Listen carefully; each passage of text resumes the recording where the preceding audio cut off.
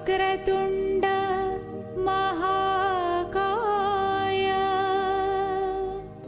सूर्यकोटि समप्रभा निर्विघ्नं कुरु मे देव सर्वकार्येषु सर्वदा।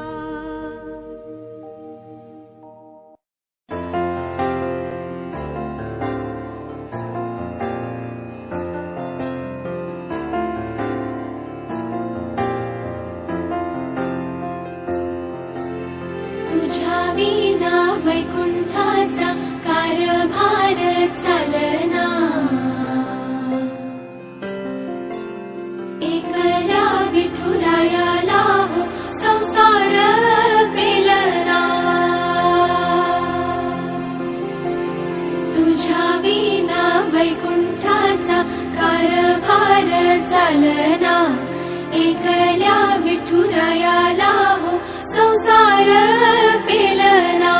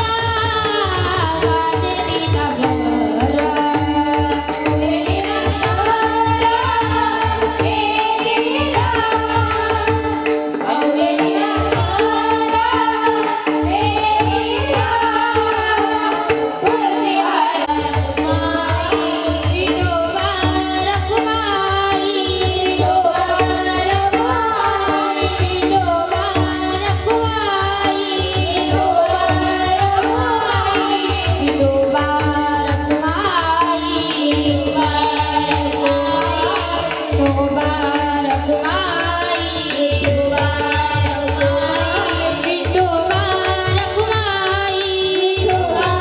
रखुमाई विठोबा रखुमाई विठोबा रखुमाई विठोबा रखुमाई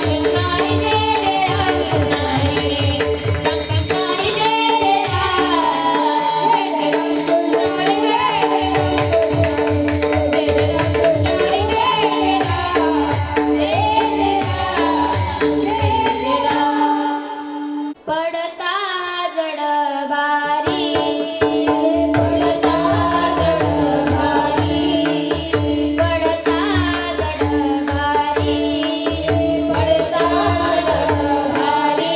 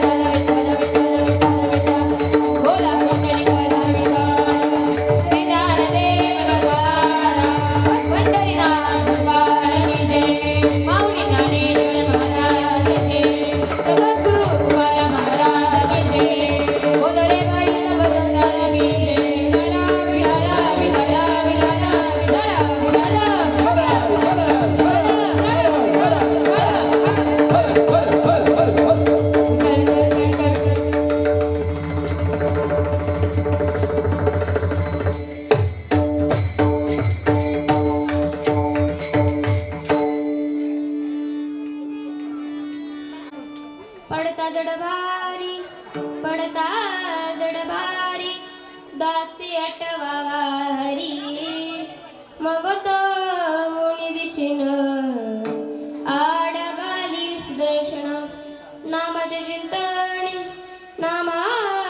चिंतणी 12 वाटा पळती विघ्ने मग तो मुनी दिशेन आडगाली सुदर्शन तुका म्हणे प्राण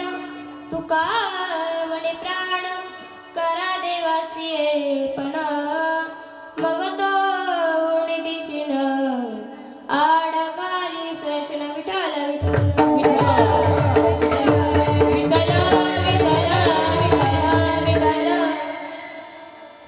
वक्रतुंड महाकार्य सूर्यकोटी समप्रभः निर्विघ्नं कुरु मे देव सर्वकार्येषु सर्वदा नमो अजया पांडुरंगा नमो रुक्मिणी माऊली दानगंगा नमो पुंडलिका नमो चंद्रभागा नमस्कार माझा रुक्मिणी पांडुरंगा करू प्रथमान मान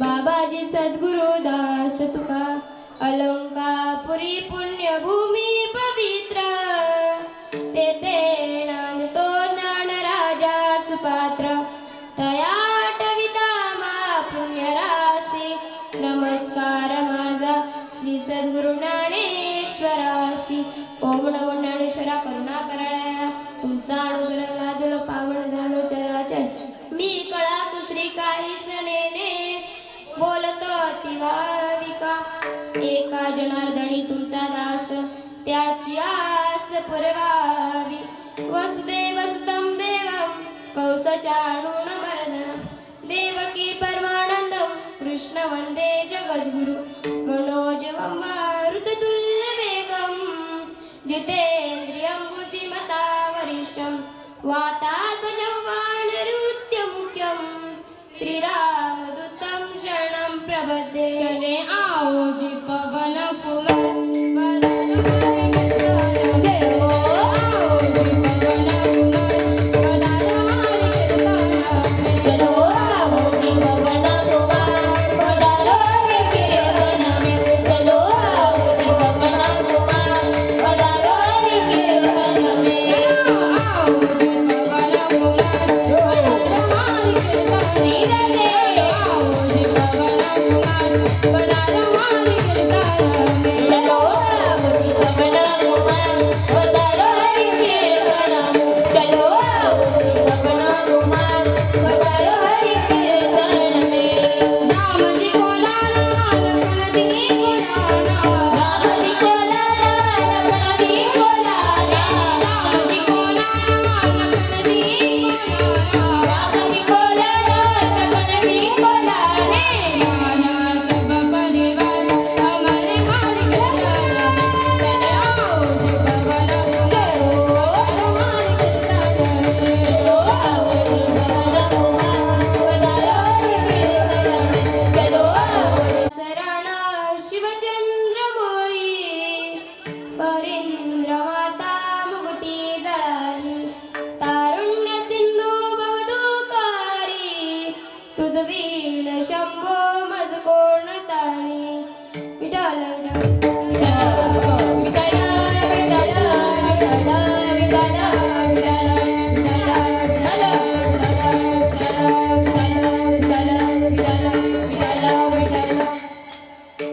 कीर्तनाला सुरुवात करण्यापूर्वी अल्पासा पर्याय द्यायचा तो म्हणजे असा या गंभीरवाडी गावामध्ये जो काही अखंड हरिनाम सप्ताह चालू आहे त्या सप्ताहामध्ये जी काही पहिल्या दिवशीची कीर्तन रूपी सेवा माझ्यासारख्या पामाराकडे आली ती माझी परंपरा समजते.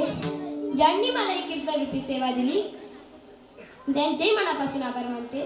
तसेच माझे गुरुवर्य आदरणीय हरिभक्तपरायण सौ सुनीताताई गीतेश महाराज कातुरे त्यांच्या गुरुकृपेने तसेच माझे आई वडील तुम्ही सर्व श्रोतेजन टाळकरी माळकरी तुमच्या सर्वांचे चरणी नतमस्तक होते व माझ्या सेवेला सुरुवात मस्तक हे पायावरी मस्तक हे पायावरी मस्तक हे पायावरी मस्तक हे पायावरी वारकरी जनतातिया वारकरी जनतातिया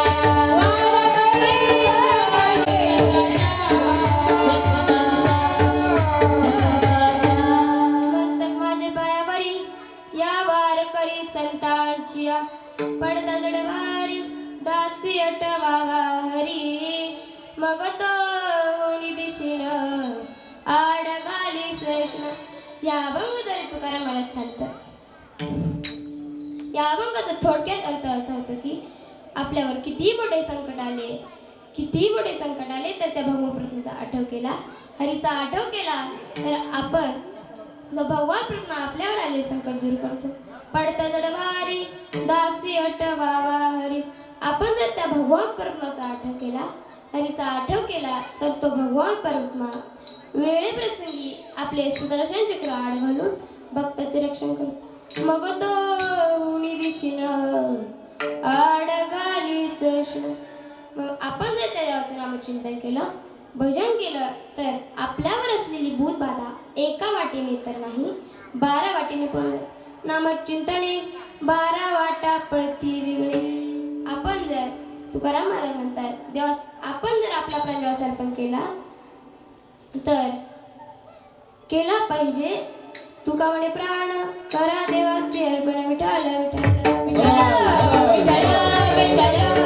आपण त्या भगवान परमात्म्याचा आठव केला पाहिजे हरीचा आठव केला पाहिजे. आपण जर त्या भगवान परमात्म्याचा आठव केला हरीचा आठव केला तर तो भगवान परमात्मा आपल्या कधी संकट येऊ देत नाही. बघा तुम्हाला सुंदर असे उदाहरण म्हणते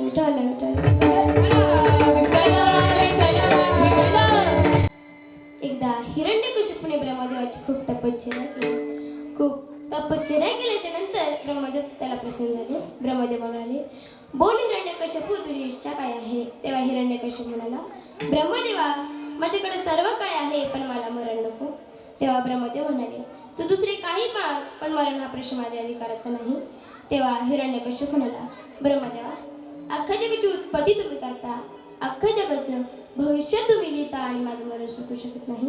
तेव्हा तेव्हा ब्रह्मदेव म्हणाले, मी जरी अख्ख्या जगाची उत्पत्ती करीत असलो, जरी अख्ख्या जगाचं पालन पोषण मी करीत असलो, तरी मरण हा प्रश्न माझ्या अधिकाराचा नाही. माऊलीचे गोड वर्णन आहे. ललाटी जे लिहिले ते कदा न जाय पुसिले, ऐसे काळे गोरे पण पुसोनी जाय. एकदा कितीही गोरा मनुष्य असू द्या, त्याने आपल्या तोंडावरती कितीही राख लावू द्या, कितीही कोळसे लावू द्या, तरी तो काळा होणार आहे का? तर नाही. एखादा कितीही काळा मनुष्य असू द्या, त्याने आपल्या तोंडावरती कितीही फेसवॉश लावू द्या, कितीही फॅन अँड लवली लावू द्या, तरी तो गोरा होणार आहे का? तर नाही. ज्याप्रमाणे काळा मनुष्य गोरा होऊ शकत नाही आणि गोरा मनुष्य काळा होऊ शकत नाही ना, त्याचप्रमाणे आपल्या ललाटावर जे लिहिलेलं आहे ना, ते कोणालाही पुसण्याचा अधिकार नाही. तेव्हा हिरण्यकशिपूला ब्रह्मदेवाने समजावून सांगितले की तू दुसरी काही इच्छा माग, मी तुझी पूर्ण करेल. तेव्हा हिरण्यकशिपूने विचार केला की आपल्याला साक्षात ब्रह्मदेव प्रसन्न झाले आहे, आपण ब्रह्मदेवाकडे अशी काही इच्छा मागायची की ज्याने आपले मरण चुकेल. हा ब्रह्मदेवाकडे गेला. ब्रह्मदेव म्हणाला, ब्रह्मदेवा, माझी पहिली अट अशी आहे की मला सकाळी मरण नको, दुपारीही मरण नको आणि रात्रीही मरण नको. ब्रह्मदेव म्हणाले, तथास्तु. दुसरी अट सांगितली, ब्रह्मदेवा, मला घराच्या आतही मरण नको आणि घराच्या बाहेरही मरण नको. ब्रह्मदेव म्हणाले, तथास्तु. तिसरी अट सांगितली, ब्रह्मदेवा, मला देवाच्या हातूनही मरण नको आणि मानवाच्या हातून मरण नको. ब्रह्मदेव म्हणाले, तथास्तु. चौथी अट सांगितली, ब्रह्मदेवा, मला अश्रानेही मरण नको आणि शास्त्रानेही मरण नको. ब्रह्मदेव म्हणाले, तथास्तु. पाचवी अट सांगितली, ब्रह्मदेवा, मला आकाशातही मरण नको आणि जमिनीवरही मरण नको. ब्रह्मदेव म्हणाले, तथास्तु. शेवटची आणि सहावी अट सांगितली, ब्रह्मदेवा, मला या 12 महिन्यातून एकही महिन्यात मरण नको. आता पुरुष मंडळ याने एवढ्या अटी मागितल्याला मरण येणार आहे का? त्यालाही असे वाटले की मला मरण येणार नाही, त्याने अख्ख्या नगरीमध्ये दवंडी पेटवली की जो कोणी देवाचं नाम चिंतन करेल, भजन करेल, त्याला कठोर शिक्षा होईल. पण माझे पांडुरंग परमात्मा त्याच्या बापाच्या भाषेत जेवलेले होते. माझ्या पांडुरंग परमात्माने त्याच्या पोटी असा हरिभक्त जन्माला घातला. तो म्हणजे कोण? फक्त प्रल्हाद. रात्रंदिवस काय करायचं? नारायण नारायण श्रीमद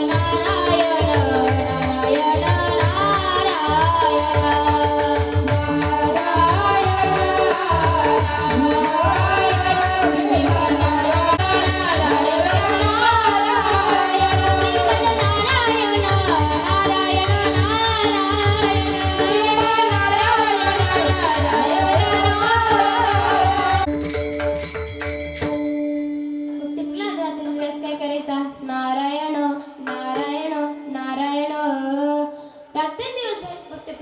नारायण करीत यायचा.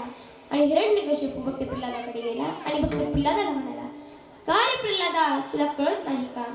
मी अख्ख्या नगरीमध्ये दवंडी पेटवली की जो कोणी देवाचं नाम चिंतन करेल, भजन करेल, त्याला कठोर शिक्षा होईल. पण तू माझाच मुलगा असून देवाचं नाम चिंतन करतोस. त्या भक्त प्रल्हाद म्हणाला, काय करू बाबा, माझी वेळा तो छंदच लागला आहे. माझी मद झाली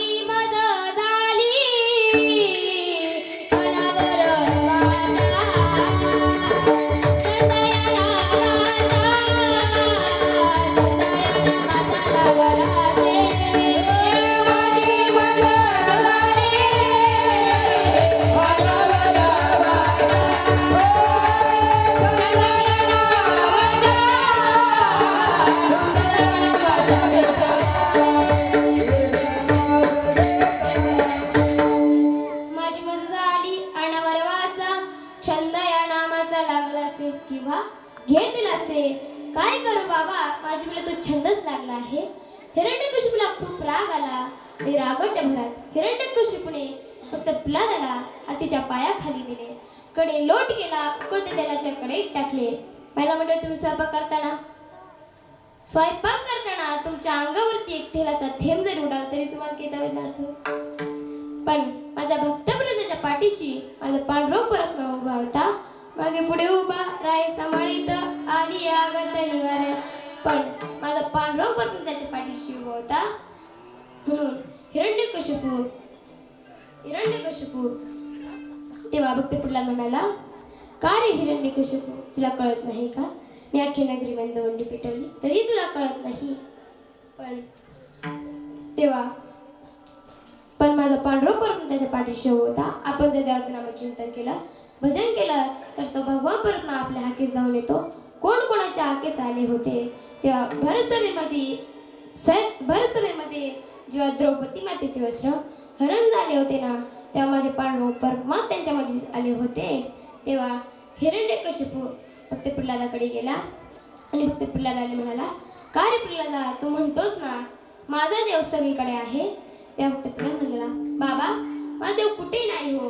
विठ्ठल जळी तळी भरला, विठ्ठल जळी तळी भरला, ईचा नाम बोलेला, ईचा नाम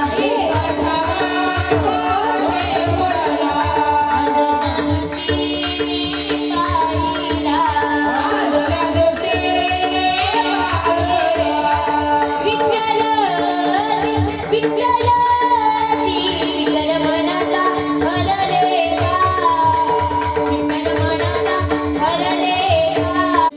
म्हणाला, शेजारीच असा एक खांब होता. आणि हिरण्यकशिपू म्हणाला, खांबावर येला तर मारेल दोष. घडला खांब दुभंगला आणि त्या खांबामधून अर्धशरीर शिवाचं आणि अर्धशरीर मानवाचं असे नुसिया भगवान गुरगुर करीत चौथा बागुल बागुल हरी खांबात गुरुरी, चौथा बागुल बागुल हरी खांबात गुरुरी,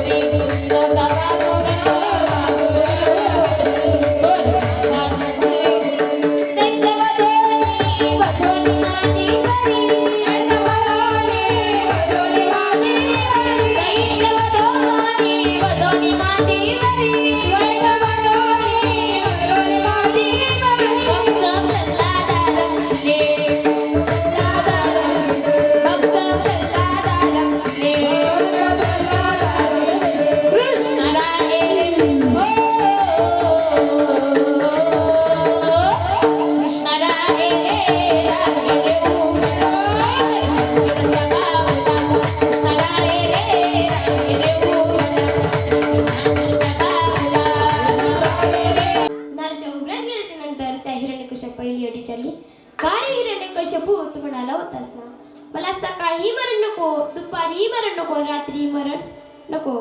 आता तुम्हाला सांग, सकाळ आहे का? तुम्हाला नाही. दुपार आहे का? तुम्हाला नाही. रात्र आहे का? तुम्हाला नाही. कारण ती वेळ होती म्हणजे सायंकाळची.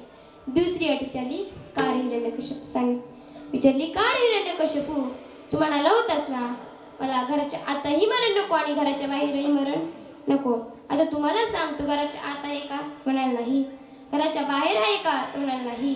कारण की माझे नुसिया भगवान त्याला आपल्या बोटावरती घेऊन बसलेले होते. तिसरी अट विचारली, का रे हिरण्यकशिपू, तू म्हणाला होतास ना मला आकाशातही मरण नको आणि जमिनीवरही मरण नको. आता तुम्हाला सांग, तो आकाशात आहे का? म्हणाल नाही. जमिनीवर आहे का? तो म्हणाल नाही. कारण की माझं नुसिया भगवान त्याला दाराच्या उमऱ्यात घेऊन बसलेले होते. चौथी अट विचारली, का रे हिरण्यकशिपू, तू म्हणाला होतास ना मला अश्रानेही मरण नको आणि शस्त्रानेही मरण नको. आता तुम्हाला सांग, माझ्या हातात अस्त्र आहे का? तो म्हणाल नाही. शस्त्र आहे का? तो म्हणाल नाही. कारण की माझ्या नुसिया भगवानाचे नखे म्हणजे वाघ नखे. पाचवी अट विचारली, का रे हिरण्यकशिपू, तू म्हणाला होतास ना मला देवाच्या हातूनही मरण नको, मानवाच्या हातूनही मरण नको आणि दानवाच्या हातून मरण नको. आता तुम्हाला सांग, मी मानव आहे का? तो म्हणाल नाही. दानव आहे का? तो म्हणाल नाही. देव आहे का? तो म्हणाल नाही. कारण की त्यांचं अर्ध शरीर शिवाचं, अर्ध शरीर मानवाचं सुनिश्चित भगवान होते.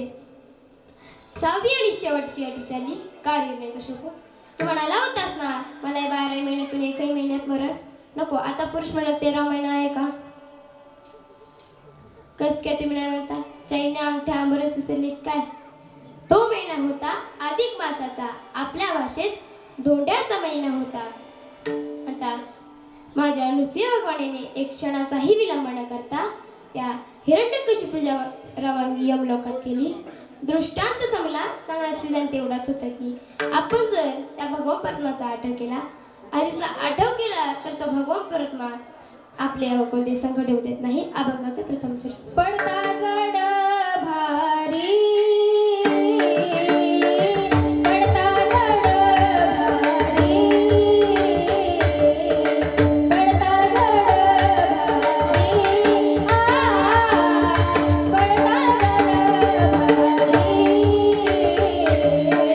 जड भारी पडता जड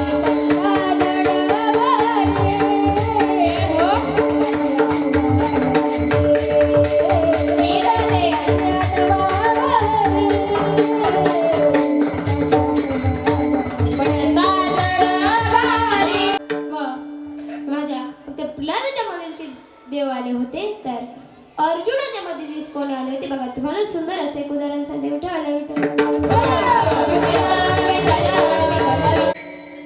एकदा धर्मराजाने श्रीकृष्णाला आपल्या घरी जेवणाकरिता बोलवले आणि दुसऱ्या दिवशी द्रौपदी मातेकडे गेले आणि द्रौपदी मातेला म्हणाले, द्रौपदी आपल्या घरी श्रीकृष्ण जेवण्याकरिता येणार आहे, तू एक काम कर, पंचमकणाचा स्वयंपाक बनव. द्रौपदी माते पंचमकणाचा स्वयंपाक बनवते आणि धर्मराजा भीमदादाकडे जातो आणि भीमदादा म्हणतो, भीमदादा आपल्या घरी श्रीकृष्ण जेवण्याकरिता येणार आहे, तू एक काम कर, जा आणि श्रीकृष्णाला बोलव. भीमदादा किती आळशी होता. भीमदादा म्हणाला, आता नाही, मी थोड्या वेळेने जाईल. धर्मराजा पुन्हा भीमदादाकडे गेला आणि भीमदादा म्हणला, भीमदादा आता तरी जा. आता भीमदादा म्हणाला, तुम्ही सर्व पात्रे वाढा, फक्त पात्रावरती मीठ टाकायचे राहू द्या. हा भीमदादा धर्मराजा पुन्हा भीमदादाकडे गेला आणि म्हणाला, भीमदादा आता तरी जा. तेव्हा भीमदादा उठला आणि आपल्या अंगणामध्ये गेला आणि त्या अंगणामध्ये जी काही सवाखंडीची गदा असते ना ती उचलून अशा आकाशाकडे गरगर फिरवतो आणि श्रीकृष्ण म्हणतो, हे श्रीकृष्णा, तू जर माझ्या घरी जेवण्याकरिता आला नाहीस ना तरी सव्वाखंडीची गदा मी माझ्या डोक्यात घालेल. आपल्या श्रीकृष्णाला एक भक्ताची किती काळजी होती हो. श्रीकृष्ण आकाशमार्गे आले आणि ती सव्वाखंडीची गदा वरच्यावर उचलली. दृष्टांत सांगण्यास एवढाच होता की तो भगवान परमात्मा वेळेप्रसंगी आपले सुदर्शन चक्र आड घालून भक्ताचे रक्षण करतो. बघा तुम्हाला सुंदर एक उदाहरण सदैव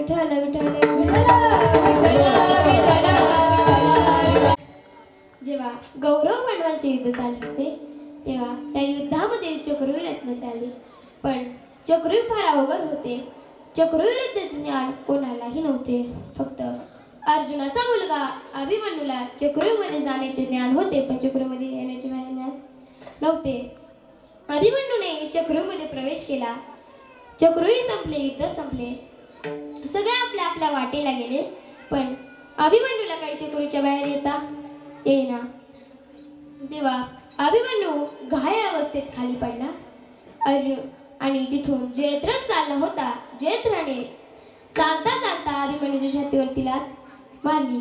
अर्जुन त्याच्या मुलाला शोधू लागला, अरे सर्व घरी गेले पण माझा मुलगा अजून आला नाही, माझा मुलगा कुठे गेला. तेव्हा अर्जुनाला अभिमन्यू दिसला आणि अर्जुन अभिमन्यूकडे गेला आणि अभिमन्यूला म्हणाला, का रे अभिमन्यू, ही तुझी अवस्था कोणी केली. तेव्हा अभिमन्यू म्हणाला, बाबा माझी अवस्था ही जयद्रथाने केली, पण बाबा मला याचं वाईट वाटत नाही की मी या रणभूमीवरती घायल अवस्थेत खाली पडलो, पण मला याचं वाईट वाटत नाही, पण या अशा अवस्थेतही असताना जयद्रथाने माझी छातीवरती लात मारली याचं मला वाईट वाटत आहे.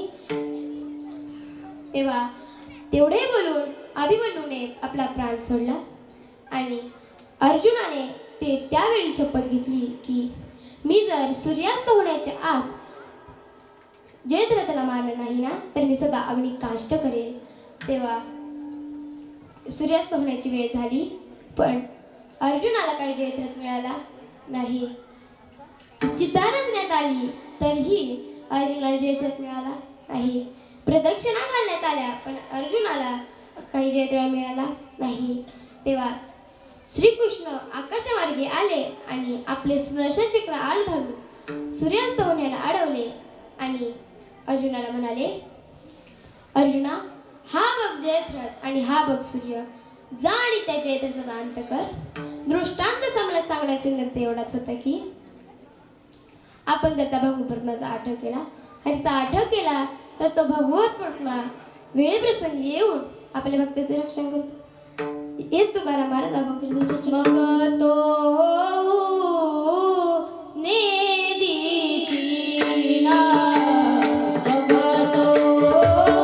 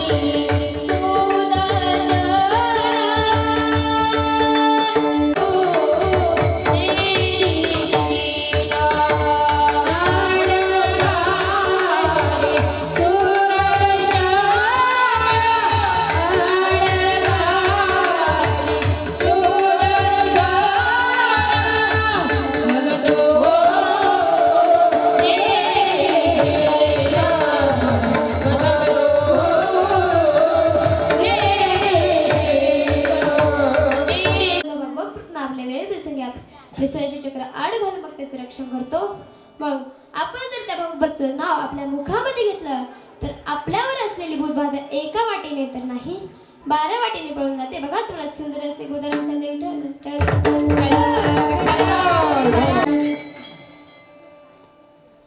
दोन मित्र होते. त्यातल्या एका मित्राचा वाढदिवस होता आणि तो म्हणाला, अरे माझा वाढदिवस आहे, तू माझ्या वाढदिवसाकरिता येशील का? तो म्हणाला, अरे तुला तर माहीतच आहे तुझ्या घरी येण्याकरिता मला जंगलाचा मार्ग आहे. त्या जंगलामध्ये 11 विकराळ प्राणी आहे. तेव्हा तो म्हणाला, अरे मी आलो असतो पण त्या जंगलामध्ये 11 विकराळ प्राणी आहे. तेव्हा त्याचा वाढदिवस असतो ना. तो म्हणतो, अरे मी तुझ्यासाठी 8 वाजेची पार्टी 6 वाजता ठेवतो पण तू माझ्या वाढदिवसाकरिता ये. आता हा म्हणाला, ठीक आहे. आता हा याच्या वाढदिवसाकरिता जातो. त्यांचा वाढदिवस होतो. यांची नाचगाणी चालू असतात. यांची नाचगाणी चालू असताना त्यांना हेच कळत नाही की कधी 6:30चे 7 वाजतात, 7चे कधी 7:30 वाजतात आणि 7:30चे कधी 8 वाजते त्यांना कळत नाही. आणि त्याचा वाढदिवस असतो ना, त्याचं अचानक लक्ष घड्याळाकडे जातो आणि तो म्हणतो, अरे 8 वाजले, तुला घरी जाण्याकरिता जंगलाचा मार्ग आहे. तू लवकर जेवण कर आणि इथून जा. आता हा जेवण करतो. आता हा याला टाटा बाय बाय करून काढून देतो. हा हळूहळू चालत असतो. याला जंगलाचा मार्ग लागतो आणि त्या जंगलामध्ये एक मोठं वडाचं झाड असतं. त्या वडाच्या झाडावरती 3 भुते बसलेली असतात. ते भुते म्हणतात, अरे आज मोठी मेजवानी आली आहे. आपल्याला 2 आठवडे झाले आपण काही खाल्लं नाही. ते भुते जातात आणि त्या मुलाला पकडतात. त्याचा पहिला मित्र म्हणतो, अरे आपण याला लगेच खाऊन टाकू. त्यातला दुसरा म्हणतो, अरे आपण याला जरा असंच खाल्लं तर आपलं पोट दुखेल, आपण याला भाजून खाऊ. त्यातला तिसऱ्याचं लक्ष गावाकडे जातं. त्याला धूर दिसतो. तो धूर बघत बघत तिकडे जातो. त्याला विस्तव दिसते. तो तिथे जातो. तिथे आपल्यासारखा अखंड नाम हरिनाम सप्ताह चालू असतो आणि त्या सप्त्याचं जेवण ते शिजत असतं आणि तो मुलगांचा विस्तव घेण्याकरता खाली वागतो. त्याच्या कानावरती द्यावचं नाम चिंतन ऐकू येतं, भजन ऐकू येतं. श्रीराम श्रीराम रे राम रे रे राम, श्रीराम रे राम रे राम, श्रीराम रे राम रे राम, श्रीराम रे राम. तो विस्तू घेण्याकरिता खाली वागतो. त्याच्या कानावर देवाचं नाम चिंतन ऐकू येतो. तो खूप घाबरतो.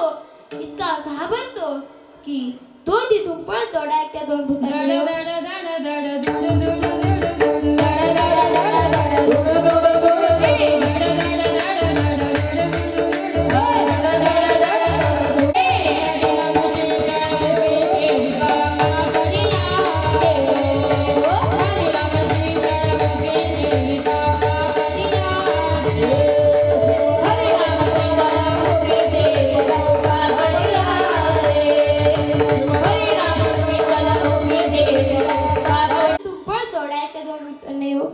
धडकतो.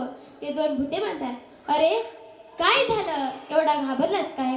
तेव्हा तो म्हणतो, अरे तिकडे ते चालू आहे, तिकडे ते चालू आहे, तिकडे ते चालू आहे. ते म्हणजे त्या दोन भूतांना कळाले, पण त्या मुलाला काही कळाले नाही. तो भूत तो मुलगा विचार करू लागला, अरे ते म्हणजे काय, ते म्हणजे काय? तेव्हा त्याने विचार केला की आपण या भूतांना ते या शब्दाची भीती घालू, म्हणजे आपण इथून सुटका काढू. हा म्हणतो, तुम्ही मला सोडा नाही तर मी ते म्हणेल, तुम्ही मला सोडा नाही तर मी ते म्हणेल. ते खूप घाबरतात, ते त्याला सोडून देतात आणि हा पळत पळत पुढे जातो थोडा. ते त्याला पुन्हा पकडतात. तो पुन्हा म्हणतो, तुम्ही मला सोडा नाही तर मी ते म्हणेल. आणि हे भूते त्याला सोडून देतात आणि हा धावत पळत त्या सप्ताहामध्ये जाऊन बसतो. त्याच्यापाशी एक वारकरी बाबा येऊन बसता. ते वारकरी बाबा म्हणता, अरे काय झालं, एवढा घाबरलास काय?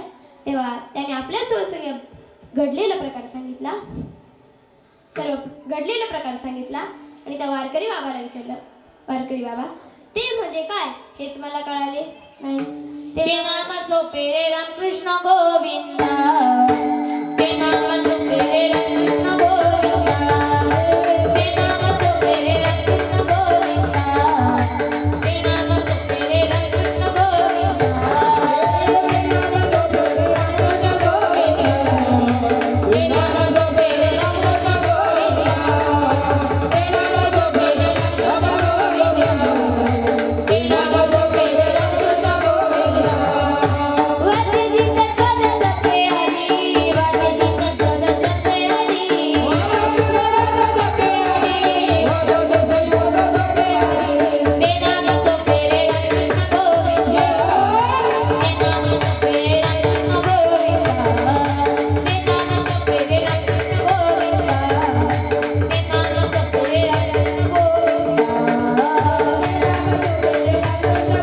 नाम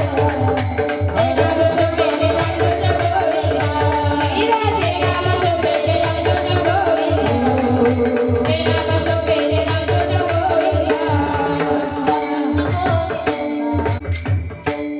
ते नाम सोपे रे रामकृष्ण गोविंद आणि वाचित जी सद्गत जपे आदे. दृष्टांत सबला सांगण्याचे नाही एवढाच होता की आपण जर त्या भगवान कृष्णाचं नाव आपल्या मुखामध्ये घेतलं तर आपल्यावर असलेली भूतबाधा एका वाटेने तर नाही 12 वाटेने पळून जाते. हेच तुकाराम महाराज आपण कचित नामाच्या चिंतने, नामाच्या चिंतने, नामाच्या चिंतने, नामाच्या चिंतने, नामाच्या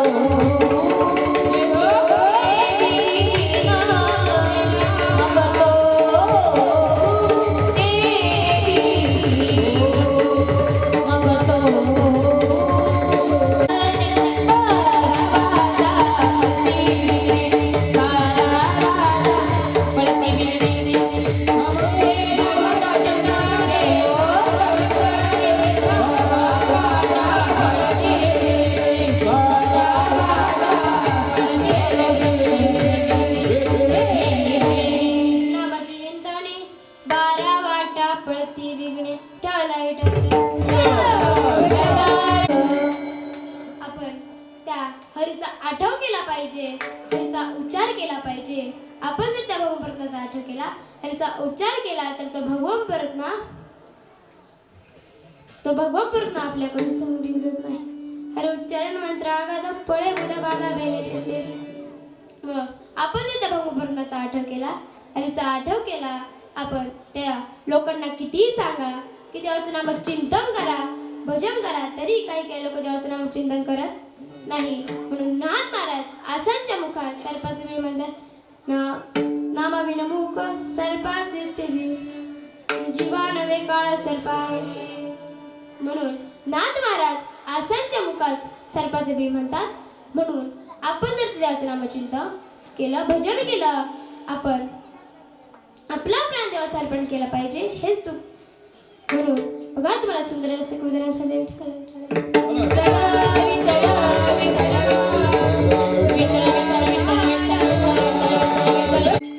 संत कान्होपात्रा ही एक वेशीची मुलगी होती.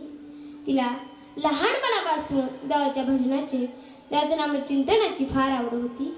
पण काय करणार, वेशीची मुलगी असल्यामुळे तिला कोणी देवाचं नामचिंतन करू देत नव्हतं, भजन करू देत नव्हतं, कोणी तिला मंदिरात जाऊ देत नव्हतं. पण ती काय करणार, ती वेशीची मुलगी होती. एके दिवशी तिला चोखोबेळा भेटले आणि चोखोबराय म्हणाले, काय ग, काय झालं? तेव्हा कान्होपात्रा म्हणाली, आता तुम्हीच सांगा मी काय करू. मी वेशीची मुलगी असल्यामुळे मला कोणी देवाचं नामचिंतन करू देत नाही, भजन करू देत नाही. तेव्हा चोखोबराय म्हणाले, तू एक काम कर, इथून आळंदीला जा, इंद्रायणीमध्ये स्नान कर आणि बारीला लागून देवाचे भजन कर.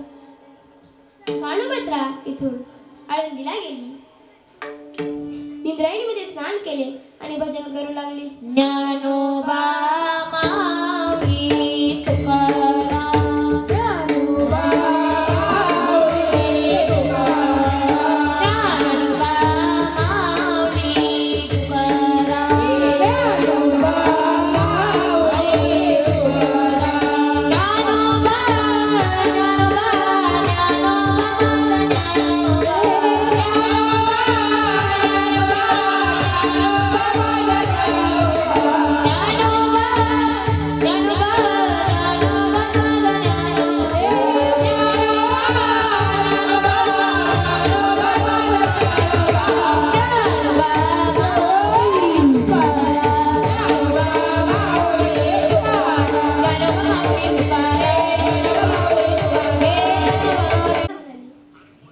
देवाला म्हणाली, काय करू देवा, मी वेशीची मुलगी असल्यामुळे मला कोणी देवाचं नामचिंतन करू देत नाही, भजन करू देत नाही. तेव्हा तिला माऊलींनी सांगितले की इथून तू पंढरपूरला जा, चंद्रभागेमध्ये स्नान कर, वारीला उभा परत तुझे दुःख दूर करेल. तेव्हा ती कान्होपात्रा इथून पंढरपूरला गेली आणि चंद्रभागेमध्ये स्नान केले आणि बारीला लागली आणि भजन करू लागली. विठ्ठल माझा माझा माझा माझा माझा, विठ्ठल माझा मी विठ्ठलाचा, विठ्ठल माझा माझा माझा, विठ्ठल माझा मी विठ्ठलाचा, विठ्ठल माझा मी विठ्ठलाचा, विठ्ठल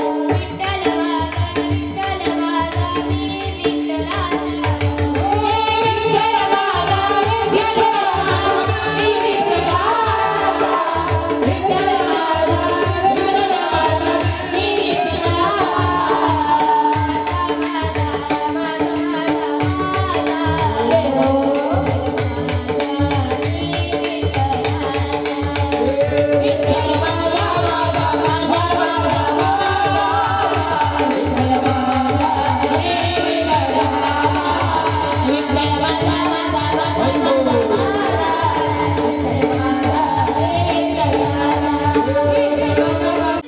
मी आपले डोके ठेवले आणि देवास आपला प्राण अर्पण केला. म्हणून देवास आपला प्राण अर्पण केला.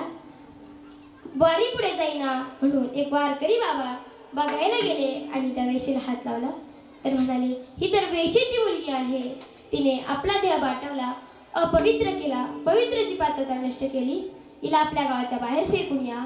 सर्वजण तिला गावाच्या बाहेर फेकण्याकरिता निघाले आणि असेच अनंत झाला. तेव्हा ते म्हणाले, हिने आपला देह बाटवला, अपवित्र केला, पवित्रची पात्रता नष्ट केली, तेव्हा ते म्हणाले, अरे ही कोणी साधी सुधी मुलगी नसावी, तरी एक असून संत असावी.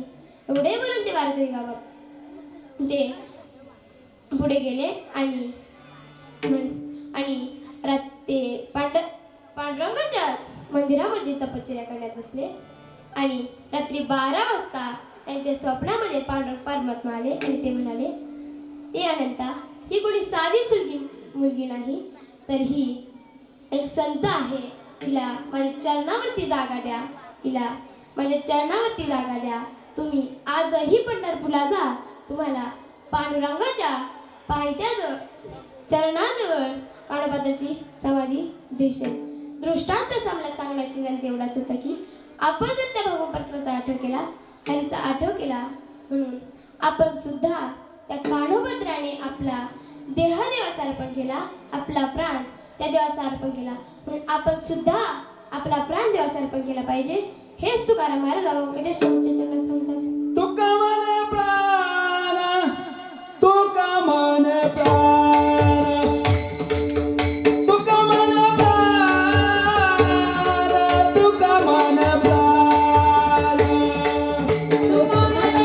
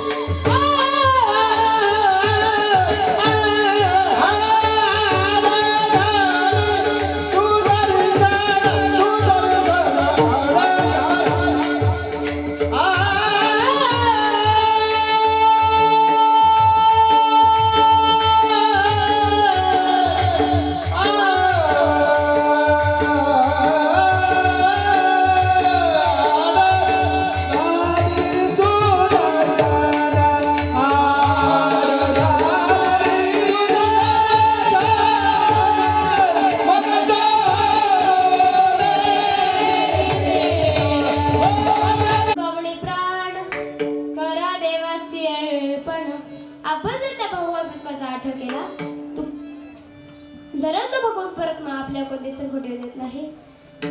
म्हणून हेच तुकाराम महाराज, म्हणून आपण जर त्या भगवान आठव केला, हरीचा आठव केला, तर तो भगवान परमात्मा आपल्या कोणते संकटही येऊ देत नाही. विठोबा रघुमाई, विठोबा रघुमाई, विठोबा रघुमाई, विठ्ठल विठ्ठला, विठ्ठल विठ्ठला, विठ्ठल विठ्ठला,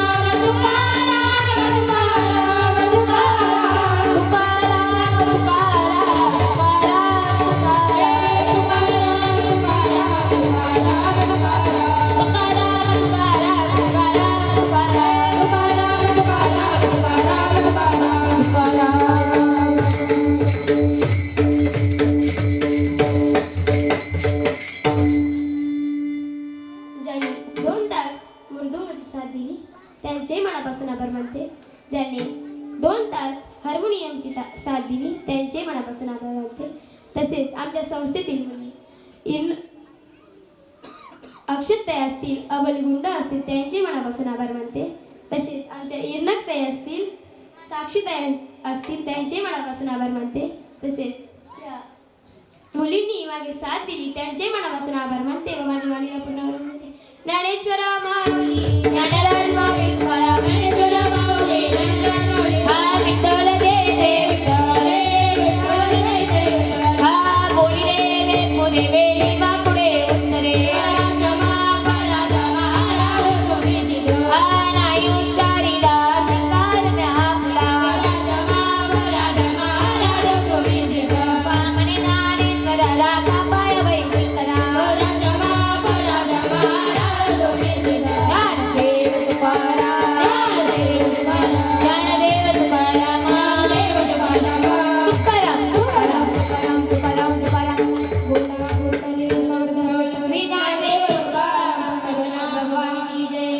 अनंत कोटी ब्रह्मांडाधिष्कार जगणयंता जगतात्मा स्वयंभू पांडुरंग परमात्म्याच्या कृपेनं पवित्र पूजनीय संत ऋषीमुनींच्या शुभाशीर्वादाने भाविक श्रोत्यांच्या उपस्थितीमध्ये प्रतिवार्षिक स्वरूपाच्या आपल्या अखंड हरिनाम सप्ताहातील पहिल्या दिवसाची सेवा परमपूज्य आदरणीय हरिभक्त पारायण किशोरी आरती लहानू नवाळे यांनी वारकरी संप्रदायाच्या प्रणालीला धरून यथामती यथावकाश संकल्पित वेळेत झालेली सेवा तुम्हा श्रोते सज्जनांच्या चरणी समर्पित करून कीर्तन सेवेला पूर्ण विराम दिलेला आहे. ग्रामस्थांतर्फे महाराजांचं, गुणीजनांचं, भाविकांचं, अन्नदात्यांचं आम्ही ऋणादेश करतो. उद्याचे दैनिक कार्यक्रम पहाटे 4 ते 6 काकडा भजन, सायंकाळी 6 ते 7 सामुदायिक हरिपाठ आणि 7 ते 9 या कालावधीमध्ये परमपूज्य आदरणीय हरिभक्त पारायण राजेंद्र महाराज सदगीर संगमनेरकर यांचं हरिकीर्तन होईल. याही हरिकीर्तनाचा सर्वांनी लाभ घ्यायचा. उपस्थित असलेल्या सर्व पाहुणे मंडळींनी आणि महिलांनी प्रथम संत भोजन घ्यायचंय आणि नंतर तरुणांनी संत भोजन घ्यायचंय. ताबडतोब या मंडपामध्ये महिलांनी आणि पाहुणे मंडळींनी पंक्ती धरायच्या. पुंडलिक वरदान विठ्ठल श्री